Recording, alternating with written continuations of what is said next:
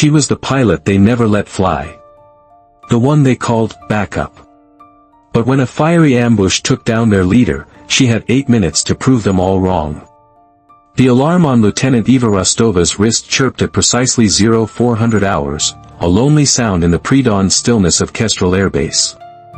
Outside her Spartan barracks window, the remote desert landscape was still cloaked in shades of indigo and gray. While most of the primary pilots wouldn't roll out of bed for another hour, Eva was already pulling on her flight suit, the familiar rasp of the zipper a ritualistic start to another day in the shadows. Her movements were economical and precise, honed by years of discipline that no one seemed to notice. By 0430, she was in the cavernous hangar, the vast space smelling of jet fuel, ozone, and cold concrete. The hulking forms of the UH-72 Wraith multi-role helicopters sat like sleeping beasts under the harsh fluorescent lights. This was her domain. Not the cockpit during a high-stakes mission, but the quiet, thankless hours before. She ran pre-flight checks on aircraft she was qualified to fly better than almost anyone on base, yet was forbidden from commanding. Her call sign, whispered behind her back in the mess hall, wasn't something cool or aggressive like Viper or Razor. It was just backup. She moved with a quiet intensity that bordered on reverence. She didn't just wipe the cockpit canopy, she polished it until the reinforced glass was an invisible portal to the sky, free of any smudge that might distort a pilot's view in a critical moment. She didn't just check the fuel levels, she double-checked the gauges against the written logs, her lips moving silently as she calculated burn rates for hypothetical scenarios. She tested radio frequencies, organized the emergency medical kits, and ensured every strap and buckle on the passenger seats was secure. When the primary crews arrived, their birds were not just ready, they were perfect. Morning, backup, they'd mumble, grabbing the flight logs she'd already filled out, their eyes sliding past her as if she were just another piece of ground equipment. Eva's personnel file told a story that was a bitter contradiction to her daily reality. Third highest score in the entire Aegis Aerospace Command during advanced combat simulator trials. A near photographic memory for emergency protocols and enemy weapon systems. Reaction times that were fractions of a second faster than pilots with a decade more experience. But buried on page 6, under medical, was the single line that had defined her career: minor astigmatism, fully correctable to 20/20 vision with standard lenses. It wasn't a disability. It didn't affect her performance. But it was a deviation from the flawless physical perfection required for a prime combat pilot designation. A microscopic curvature of the cornea, a bureaucratic checkbox, had grounded her ambitions. Rostova is a damn genius in theory, she'd once overheard Colonel Stratford tell a visiting general. But simulators don't shoot back. Prime pilots need something more than brains. They need ice in their veins. The implication was clear: she was a sterile, academic asset, not a warrior. That assessment was a universe away from the truth. Her motivation wasn't born in a classroom, it was forged in fire and grief. Every evening, long after the other pilots had retired to the officers' lounge to trade war stories over cheap beer, Eva would be in the simulator room, the door locked. She wouldn't run the standard drills. She'd program impossible scenarios, nightmares designed by the most sadistic engineers. Dual engine failure during a mountain rescue. Complete avionics blackout in a sandstorm. An emergency landing with half the landing gear shot off. She wasn't just training. She was keeping a promise. Leo Rostova had been her hero, her mentor, her big brother. A legendary pilot who could make a 10-ton gunship dance. He died during a rescue operation in a contested mountain range, his helicopter taking a direct hit from a manpad while shielding another aircraft full of wounded soldiers. The night before his final mission, he'd found a 17-year-old Eva in their family kitchen, buried under a mountain of flight manuals. He had ruffled her hair, his smile warm and tired. "Flying isn't about being the top gun, little bird," he'd said, his voice low and serious. "It's not about ego or glory. It's about being so damn prepared that when the sky tries to kill you, you know every single way to fight back. It's about being ready when your crew needs you most. Standing before his flag-draped coffin, the sound of the 21-gun salute echoing in her ears, Eva had made a silent vow. She would be ready. She would finish what he started, not for medals or recognition, but for him. For 3 years, she had been the eternal understudy, learning every hum, every vibration, every warning chime of the wraith. The other pilots saw a glorified mechanic. Eva saw an education. The mission briefing was depressingly routine, projected onto a large screen in the cold, sterile briefing room. Operation Angel Flight, the intel officer droned. A straightforward medical evacuation from Forward Operating Base Nightingale, nestled deep in the Al-Khuri mountain range. 3 wounded soldiers, 1 critical, needed urgent transport to the advanced surgical facilities at the main command base. Captain Marcus, Viper, Thorn would be the lead pilot. Lieutenant Eva Rostova would be his backup, co-pilot in title, observer in practice. Captain Thorn was the very image of a hotshot pilot. A square jaw, a confident swagger, and a row of medals on his chest that told tales of genuine skill and bravery. But his skill was matched only by his arrogance, a dangerous combination that created blind spots the size of a landing zone. He saw Eva not as a fellow officer, but as a box to be checked on the crew manifest. "Alright, back up," Viper said during the pre-flight checks, his voice loud enough for the other crew members to hear. He clapped her on the shoulder with condescending familiarity. "Try not to touch anything important. Just keep the coffee warm and enjoy the ride. Learn from the best." The 2 medics and the crew chief chuckled dutifully. Eva forced a tight, professional smile while her mind was already a whirlwind of activity, her eyes cataloging every switch, gauge, and dial, her ears attuning to the familiar symphony of the Wraith's turbine engines spooling up. As they ascended, the desert floor falling away beneath them, Viper handled the primary flight controls with a casual, almost lazy, expertise. He was flying on muscle memory. Eva, as was her habit, devoted her full attention to the secondary and tertiary instrument panels, the systems most pilots ignored until a warning light started flashing. Her world was the data stream, the silent language of the machine. And the machine was whispering that something was wrong. It started subtly. A faint, layered static crackling through her headset, almost too low to be noticed under the normal communications chatter. It wasn't the usual atmospheric interference. It had a strange, rhythmic pulse. Then, she noticed a flicker on the thermal imaging overlay. A small, anomalous heat signature on a distant ridge, one that didn't correspond to any known geological formations or friendly positions. It was faint, but persistent. Finally, the environmental sensors showed minute temperature fluctuations that didn't align with the meteorological report. Individually, each was a minor curiosity. Together, they painted a picture that made the hairs on Eva's arms stand on end. "Sir," she said, her voice calm and even through the internal comms system. "I'm picking up intermittent, patterned interference on our comms channels. It could be indicative of hostile electronic jamming equipment in this sector." Viper barely glanced away from the canopy. "It's the mountains, Rostova," he said dismissively. "Full of iron deposits. Screws with the radios all the time. Standard procedure is to ignore it." "Acknowledged, sir," Eva said, her eyes narrowing.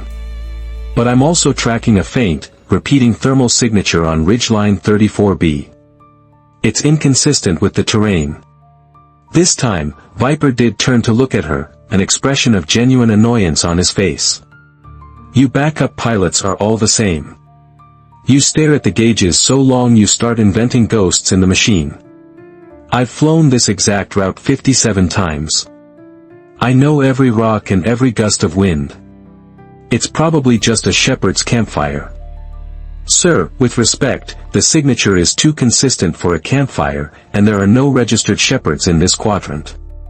"Lieutenant," Viper cut her off, his voice now cold and sharp, an unmistakable order to cease. "Your job is to observe. My job is to fly. Let's stick to our designated roles, shall we?" Eva fell silent, but her hands tightened into fists. He wasn't just ignoring her, he was ignoring the data. His arrogance was actively making them blind. In the main cabin behind them, the critically wounded soldier's life hung in the balance. Every minute mattered. And Viper, confident in his own legend, was flying them straight into a ghost story that felt terrifyingly real.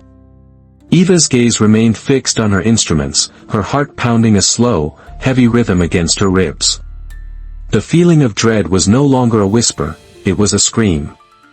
Exactly 8 minutes after Viper had dismissed her final warning, the sky erupted in fire. There was no sound at first, just a streak of incandescent red that tore through the air off their starboard side.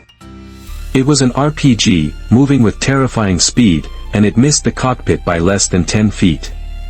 The shockwave from its passage rocked the UH-72 Wraith like a toy, a violent, bone-jarring shudder. Contact, contact.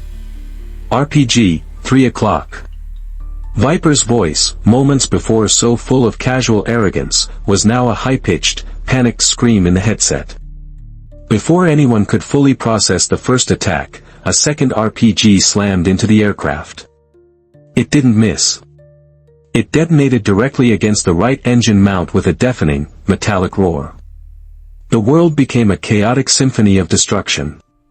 A hailstorm of hot shrapnel ripped through the cabin wall, shredding the soundproofing and ricocheting with angry, whining noises. Warning lights exploded across the entire instrument panel, a Christmas tree of catastrophic failures. Alarms blared, a cacophony of shrieking tones all screaming one thing: they were going to die. In the main cabin, the two medics were thrown against the bulkhead. Their primary patient monitor sparked and went dark. Smoke, thick and acrid with the smell of burning hydraulics and cordite, began to fill the cockpit. Eva had been right. This wasn't a random encounter. It was a perfectly planned, L-shaped ambush, and they had flown directly into the kill zone.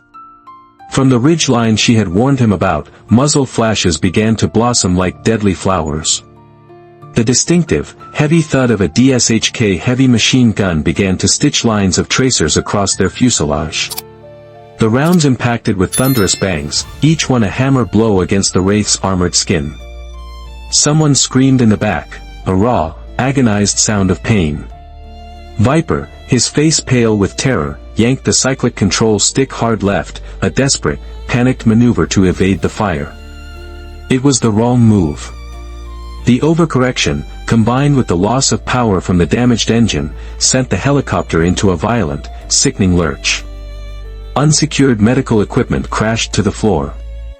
The critically wounded soldier's gurney slid precariously, held only by 2 remaining straps. Mayday, mayday, mayday.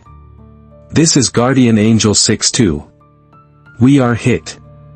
Engine 1 is out. We are going down, I repeat, we are going down. Viper's frantic call was cut short by a third explosion, this one smaller, but closer. A stray bullet had shattered the cockpit's reinforced canopy on his side. A shard of razor-sharp acrylic, propelled by the impact, struck Viper across the temple. His scream cut off into a wet gurgle. A dark spray of blood coated the instrument panel. His eyes rolled back in his head, and he slumped forward, his helmeted head hitting the control panel with a sickening, final thud. He was unconscious, or worse. The controls, now unmanned, went slack. The Wraith, mortally wounded and without a pilot, gave up its fight against gravity. It tilted its nose down and entered a terrifying, uncontrolled spin. The G-forces pressed Eva into her seat, the ground rushing up to meet them in a dizzying, green and brown blur. For 3 seconds, Eva's mind went completely blank. She was frozen, a passenger on a $3 million coffin. This is it. This is how it ends. This was the nightmare she'd run in the simulator 100 times, but the G-forces, the smell of smoke, the screams, the reality was 1,000 times worse. Then, through the fog of terror, a voice. Leo's voice, calm and steady, from a long-ago night in a warm kitchen. It's not about ego, little bird. It's about being ready when they need you most. The fog cleared. The ice water that Colonel Stratford thought she lacked flooded her veins. Her hand, steady and sure, shot forward. She seized the controls. Eva's first action was not one of strength, but of surrender to physics. Instead of fighting the spin, she embraced it. Her left hand slammed down on the collective pitch lever, bottoming it out, while her feet danced on the anti-torque pedals. She was initiating a textbook auto-rotation. The maneuver disconnected the failing engines from the rotors, allowing the upward rush of air from their descent to spin the blades freely, like a giant, falling maple seed. The deadly spin transformed into a controlled, albeit terrifyingly fast, descent. She had turned the helicopter from a falling rock into a barely functional glider. "Everyone, hold on. Brace for impact," she shouted into the comms. Her voice wasn't calm, it was a commander's roar, a blade of pure authority that cut through the panic in the cabin. The remaining crew, who had been bracing for death, heard not a terrified backup, but a pilot in absolute control. While Viper lay unconscious and bleeding beside her, Eva flew. She flew with a preternatural grace born from 1,000 hours of solitary, obsessive practice. Her mind was a supercomputer, calculating descent angle, rotor RPM, and wind shear, her eyes scanning the rapidly approaching ground for any patch of land that wasn't a jagged rock or a dense tree. 600 feet, she called out, more for her own focus than for the crew. 500. 400. Her hands were a blur, making micro-adjustments to the cyclic and collective, coaxing the dying machine to obey. She saw it, a small, rocky clearing, no bigger than a house, surrounded by tall pines. It wasn't ideal. It was impossible. But it was all they had. 300. 200. The ground was rushing up now. The trees looked like giant, unforgiving spikes. 100. Flare. Flare. Flare. At the last possible second, she hauled back hard on the cyclic stick. The nose of the Wraith pitched up sharply. This flaring maneuver acted like an air brake, converting their forward speed into a final burst of lift in the rotor blades. The helicopter shuddered violently, its forward momentum bleeding away with a deafening groan of stressed metal. For a heart-stopping moment, it hung in the air, 20 feet above the ground. Then, with a final, exhausted sigh, it dropped. The impact was brutal. The reinforced landing skids collapsed on one side, and the helicopter slammed onto the rocky ground with a teeth-rattling crash, tilting at a sharp angle. Metal shrieked, sparks flew, but the main cabin held. The rotor blades, their energy spent, slowly drooped and came to a stop. Silence. A thick, ringing silence, broken only by the hiss of a hydraulic leak and the pained groan of one of the medics. They were alive. But survival was only the beginning of the battle. Eva's mind was already racing ahead. She unbuckled herself, ignoring the throbbing pain in her shoulder where the harness had dug in. "Status report," she barked, her voice echoing in the sudden quiet. "Medics? Are you okay? Report on the wounded." We're okay, Lieutenant," one of the medics stammered, his voice shaky. "The patients are secure. Still critical, but stable. Crew chief, damage assessment. Can this thing fly again?" The crew chief, a grizzled veteran named Master Sergeant Cole, was already running a frantic diagnostic. "Communications are fried, Lieutenant. Armor is compromised all over, but the primary engine and rotor assembly look green. I can't believe it, but they look green." Eva's eyes darted to the tactical display. The enemy ambush team wasn't celebrating their victory. They were moving. 3 heat signatures, converging on their position. They'd be on them in minutes. Staying here was a death sentence. She was the senior-ranking pilot now. She was in command. "Listen up," she said, her voice leaving no room for argument.